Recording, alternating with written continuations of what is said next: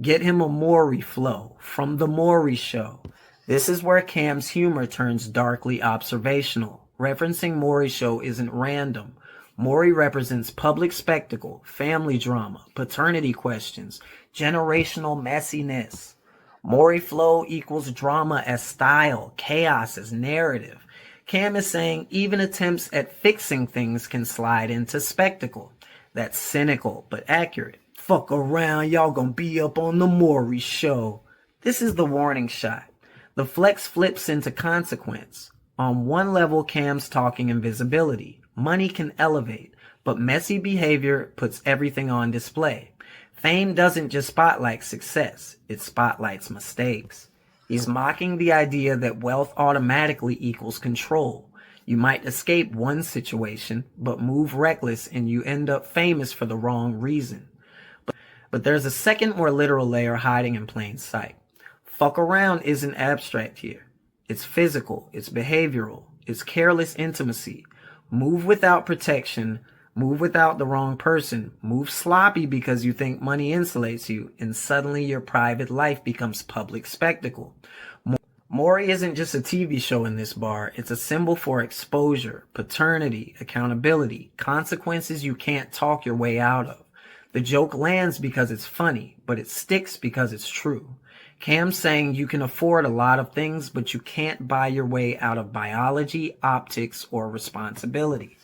That's the beauty of this line. It works as humor, it works as social commentary, it works as street wisdom, and it works as literal advice. No stretching, no reaching, just Cam doing what he always does, letting one phrase carry multiple realities at once. Okay?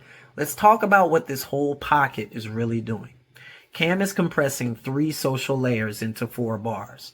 Luxury, diamonds, money, access. Mobility, pulling people out of public systems. Spectacle, how fast can it all turn embarrassing? And he does it without changing tone.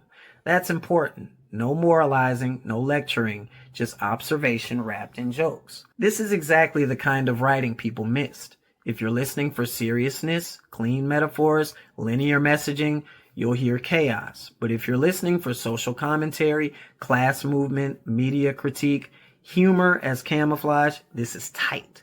Cam isn't sloppy, he's layering fast. Cam wasn't failing to be profound, he was refusing to sound solemn. And that refusal is why people misjudged him. This verse isn't dumb, it's playfully ruthless. And yeah, this absolutely supports the argument that the verse people used to call trash was actually operating on a level they weren't listening for. He at boot camp, you on food stamps, welfare, no health care, a true tramp.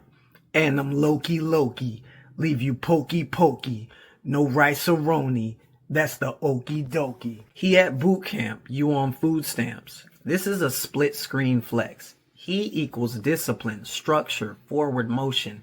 You equals dependency, stagnation, government aid. Cam isn't just insulting income, he's contrasting trajectory. One person is being trained for something, the other is being maintained. That's cold but precise. This is where the Maury reference becomes multi-episodic, not just a punchline. Earlier, Maury functions as paternity exposure, sexual recklessness, public humiliation, the you are not the father side of chaos. But then Cam pivots. He at boot camp, you on food stamps. That's not random. It's the other Maury trope. Maury didn't just do paternity tests. He also sent out of control kids to boot camp. So now the bar does double duty. On the surface, your kid is away, you're broke, your life is upside down. Underneath, this is the same storyline continuing. Same woman, same reckless situation, different consequences. You fucked around, ended up on Maury for paternity. Now the fallout is a kid you can't control, sent away for discipline while you're still stuck in survival mode. The chaos compounds. What makes it hilarious and dark is that Cam never resets the scene. He assumes you know the show, you know the tropes, you know how these stories usually end. So one reference unlocks multiple episodes of dysfunction. Then he twists the knife. Welfare, no health care, a true tramp.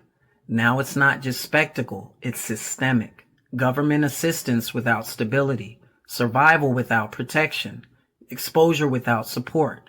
The Maury stage lights are off, but the consequences stayed on.